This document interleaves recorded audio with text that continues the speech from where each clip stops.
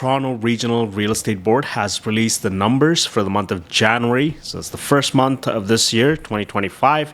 Let's see how the real estate market is holding in Durham Region. So if we take a look at the sales, as we can see, the sales are down about 9% year over year. So comparing the same month, January, we're down 9%.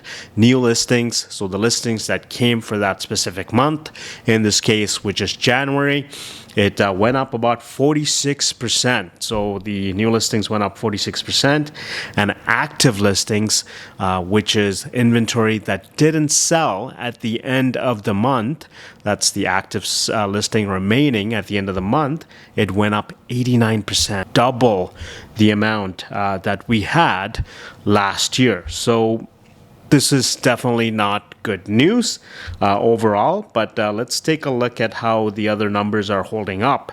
So the benchmark price, it went up 1%, surprisingly.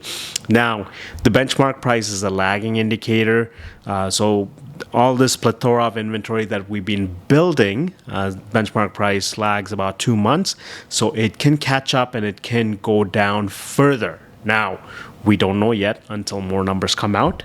However, surprisingly, the benchmark price is up 1%. The other factor is that it actually took less time to sell this year in January than it took last year. So which means last year it took 33 days on average, and this year it took 30 days to sell, amazingly. The sales number to listing ratio indicates that we are weaker compared to last year, and the months of inventory also indicates that the market is weaker compared to last year. Last year we had 1.4 months of inventory, whereas this year we have double. As we have noticed in the active listing as well, the inventory has doubled. So we can look at sales going back all the way to 2020 to see how January did in terms of sales. So as I said, this year we had about 489 units sell. It was lower than last year, of course, by 9%. Looking back at least 6 years or 6 counts in this example, we were the second lowest for this year. And part of the reason why we believe that the sales was low is because we know that the Trump tariff was sort of speculated before even Mr. Trump came into power. And of course, that provided a lot of uncertainty to the market, and a lot of buyers may have stepped out for the month of January and said, okay, you know what, let's just wait and see how this tariff thing plays out, and then we'll enter the market once, this is resolved. Personally, we had a buyer do that, so we're assuming that that big unknown that would have affected the economy tremendously, affected the unemployment rate, and then in essence made a change in the housing market. A lot of buyers probably stepped back and said, you know what, let's just let the January go by, and then we'll see what happens with this tariff, and then we'll decide after. As you can see, the next chart is going to give us the active listing. So that's just basically listing remaining at the end of January. And this year was extremely higher than usual, I could say that. So going back all the way to 2020, even last year, comparing last year, we're about 89% more than last year. But if you can see 2023, 2022, 2021, and even 2020, the active listing, so inventory that has piled up, has tremendously blown out of proportion here at 1419. So there's a lot of people who want to sell, who are on the market to sell. The next chart depicts the months of inventory. Months of inventory is a very important number. It actually pretty much just tells you like a health of the market with just one simple number. As you can look at it, so this year, January, we had about 2.9 months of inventory. And let me tell you, that's actually better than the Greater Toronto Area average.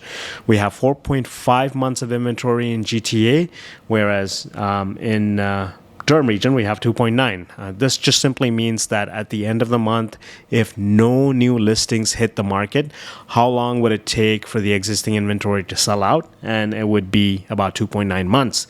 However, comparing to all the way to 2020, we've had the highest months of inventory for January. Last year, we had 1.4. That's pretty much nothing. And then 0.6 for the hot years of 2021 and 2022.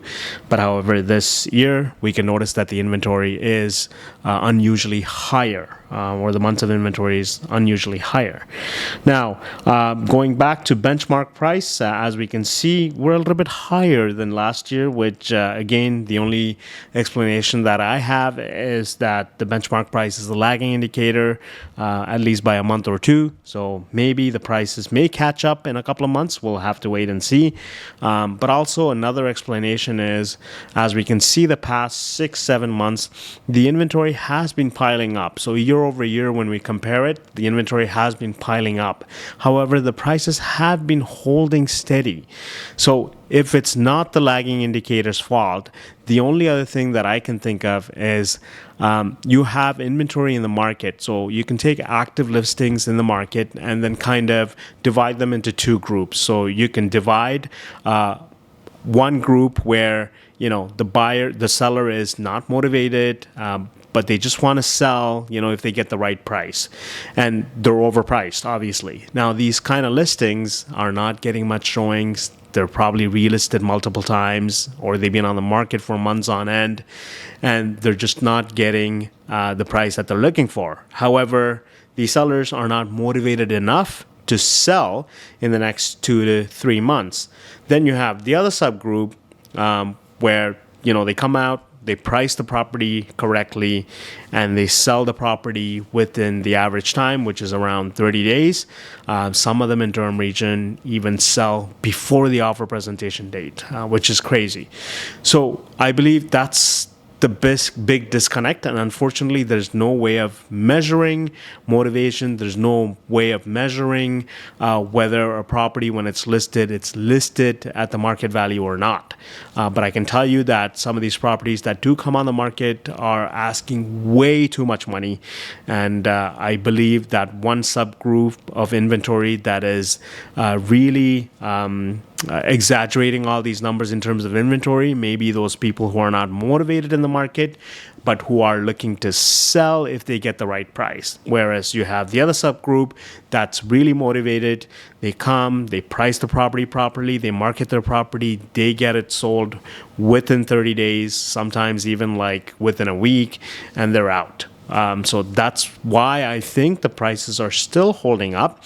And another factor pointing to this theory would be the duration of the property on the market. So as we can see, last year it took about 33 days on the market on average to sell a property, whereas this year it took less than that. So all signs are kind of pointing towards, yes, we have inventory, we have a lot of inventory, but not all inventory is competitive to each other. Some inventories are not motivated and they're not competitive to the inventories that are selling.